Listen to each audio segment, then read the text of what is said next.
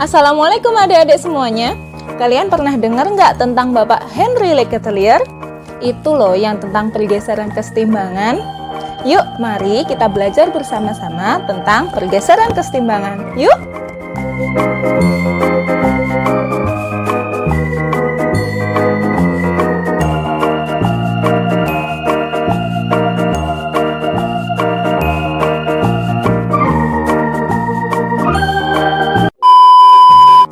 Jadi di video kali ini,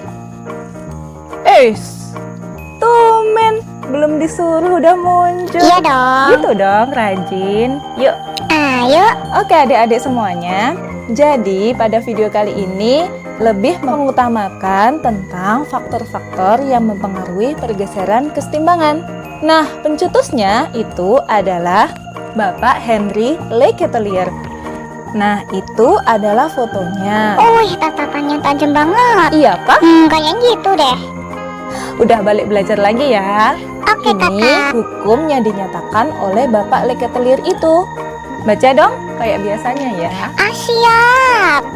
Jika terhadap suatu kesetimbangan dilakukan aksi atau tindakan tertentu, maka sistem itu akan berubah sedemikian rupa sehingga pengaruh aksi tersebut akan menjadi sekecil mungkin. Iya.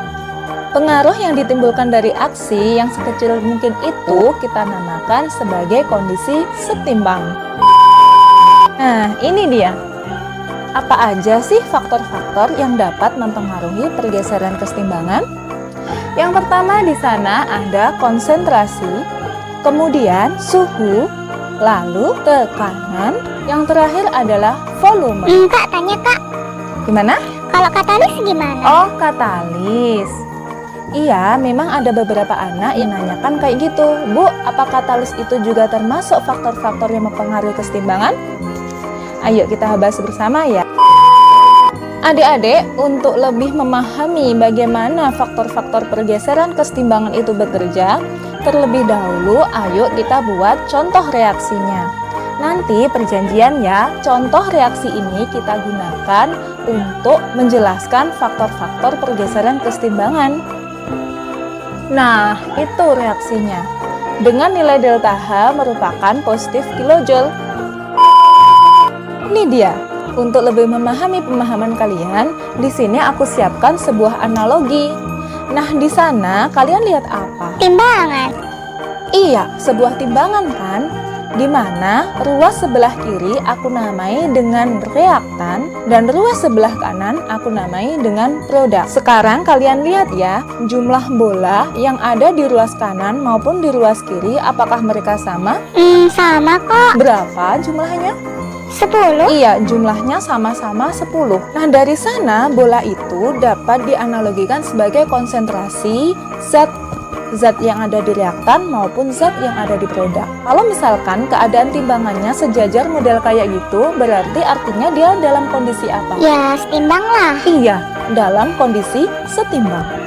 Kalau gitu, misalkan nih, aku kasih suatu aksi, bagaimana aksi yang akan aku kasih? Misalkan aku keluarkan 2 bola, artinya di sana ruas bagian reaktan itu aku kurangi konsentrasinya. Apa kira-kira yang bakal terjadi? Nggak imbang lagi nggak sih? Iya, tidak setimbang lagi. Jadi yang ada di kiri jumlah bolanya itu ada 8 buah, sedangkan yang di sebelah kanan ada 10 buah. Jadi berat yang kanan kan? Lalu bagaimana caranya agar timbangan ini setimbang kembali tanpa mengambil bola dari luar timbangan? Dengan cara mengambil satu bola yang ada di sebelah kanan dipindah ke sebelah kiri. Sekarang kalau yang di sebelah kiri ada berapa bola? 9. 9 kan? Kalau yang di sebelah 9 kanan juga. 9 juga kan? Nah, akhirnya setimbang kan? Jadi kesimpulannya, analoginya adik-adik, pindahnya bola dari ruas kanan menuju ruas kiri inilah yang disebut pergeseran kesetimbangan. Kira-kira sudah paham belum? Aku sih sudah. Iya. Kita lanjut ya. Aturannya yang pertama, arah kesetimbangan selalu mengarah ke bagian konsentrasinya lebih kecil. Kayak yang tadi ya. Nah, pergeseran kesetimbangan yang dipengaruhi oleh konsentrasi ini hanya terjadi pada zat yang berfase akuos dan gas saja. Nah, itu dia ada reaksi yang tadi ya. Kita tulis kembali. Sekarang di sana contohnya ada beberapa soal. Misalkan nih ya, coba kamu dulu Zia ya. Siap kakak. Nah, misalkan untuk reaksi di atas, itu yang konsentrasi A aku tambah. Kira-kira yang sebelah reaktan sama yang sebelah produk besaran mana? Reaktan. Jadi besaran reaktan kan? Jadi dia geser kemana akhirnya? Ke kanan kan?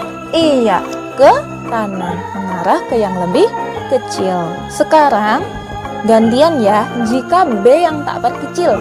Berarti kalau B diperkecil, antara reaktan sama produk, besaran mana? Produk kan? Nah, besaran produk kan. Jadi kesetimbangannya akan geser kemana? Kiri dong. Iya, ke kiri. Ke konsentrasi yang kecil ya.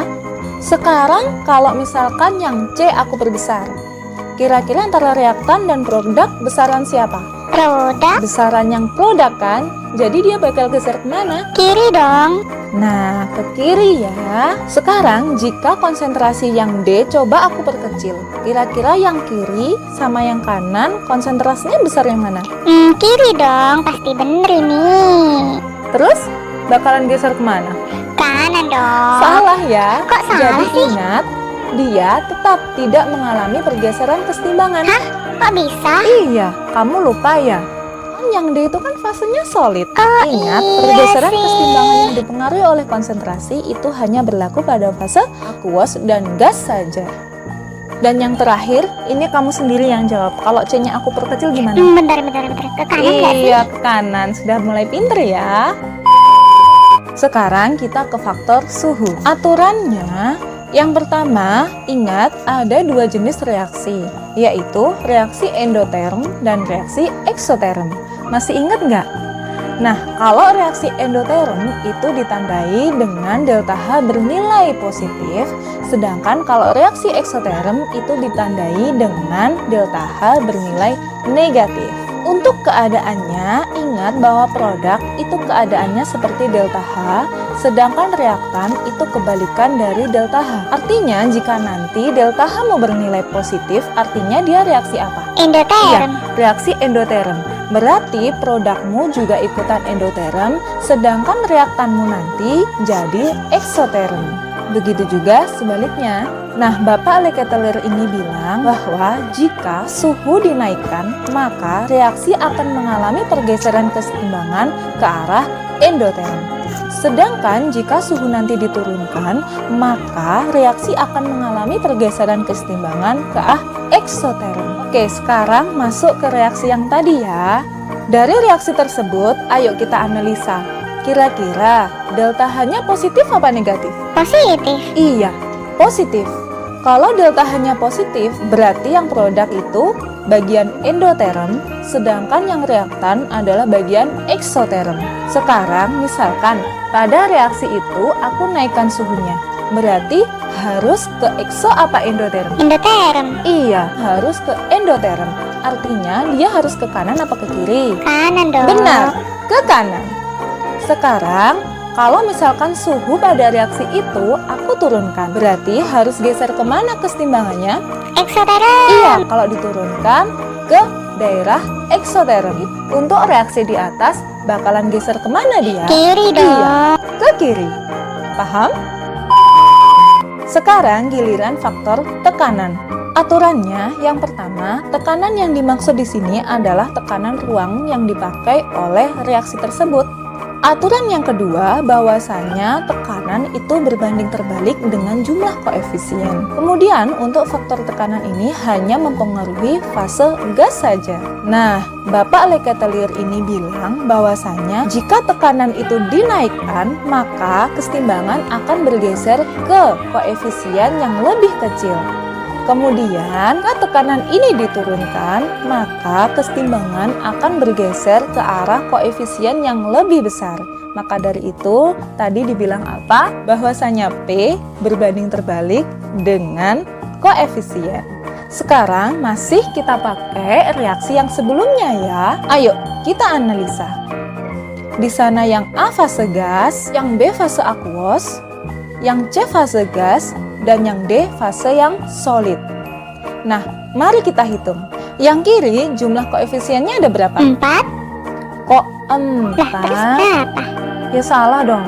2. Ingat yang dipakai hanya fase gas saja. Kemudian yang di sebelah kanan jumlah koefisiennya ada berapa? 1. Iya, ada 1. Sekarang kita coba ya. Kalau misalkan pada reaksi itu tekanannya tuh aku naikkan, berarti kesetimbangan bakal geser kemana? Ke kiri atau ke kanan? Kanan. Iya, ke kanan, ke arah koefisien yang lebih kecil ya. Sekarang, kalau misalkan P atau tekanan pada reaksi tersebut aku turunkan, berarti kesetimbangan bakal geser kemana? Iya, Kiri. benar. Ke kiri, ke arah koefisien yang lebih besar. Sekarang lanjut ke faktor volume. Aturannya, yang dimaksud volume di sini adalah volume ruang yang dipakai untuk bereaksi. Kemudian aturan yang kedua, bahwasanya volume itu berbanding lurus dengan koefisien, berkebalikan dengan yang tekanan tadi ya. Kemudian aturan yang ketiga, bahwasanya untuk faktor volume ini hanya mempengaruhi fase gas. Kemudian, aturan berikutnya, Bapak Leketelir ini bilang kalau volumenya dinaikkan, maka kesetimbangan akan bergeser ke koefisien yang lebih besar.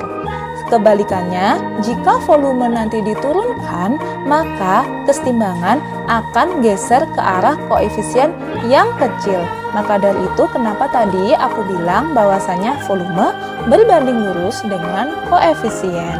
Yuk, mari masih menggunakan reaksi yang sama seperti sebelumnya. Kita analisa bareng-bareng ya. Kita lihat yang sebelah kiri reaksi atau reaktan, kira-kira koefisiennya ada berapa? 2 nggak sih? 2. Ingat, yang dipakai hanya fase gas saja. Kemudian, kalau yang di sebelah kanan berarti ada berapa? 1. Iya, 1. Sekarang kita coba ya.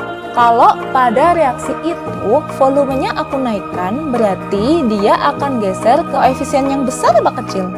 Besar dong. Iya, besar. Berarti kesetimbangan geser kemana untuk reaksi itu? Kiri. Iya, ke kiri. Selanjutnya, kalau pada reaksi itu volumenya aku turunkan, berarti bakal geser ke koefisien yang besar apa kecil? Kecil Iya, ke dong. kecil. Berarti dia geser ke kanan. Nah, ini janji yang tadi ya. Katalis, apakah dia mempengaruhi reaksi? Kita lihat. Yang pertama, baca dong. Penambahan katalis dapat mempercepat terjadinya kesetimbangan, yaitu dengan cara membuat laju reaksi maju dan laju reaksi balik sama besar, tapi tidak mempengaruhi reaksi. Kemudian yang kedua, sekalian aja ya, baca ya. Penambahan katalis tidak mengubah harga ketetapan kesetimbangan dan juga tidak menyebabkan pergeseran kesetimbangan. Ya, jadi katalis termasuk faktor yang mempengaruhi kesetimbangan enggak? Enggak. Iya, tidak ya. Alhamdulillah, akhirnya pembahasan tentang hukum Leketelir ini selesai sudah ya. Semoga bermanfaat buat kalian. Jangan bingung lagi kalau ada soal-soal pergeseran kesetimbangan. Akhir kata, wassalamualaikum warahmatullahi wabarakatuh. Tunggu video selanjutnya ya. Titif.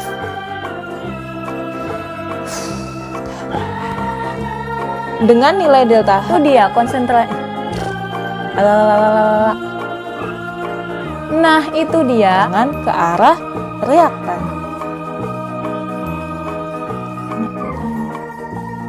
Sedang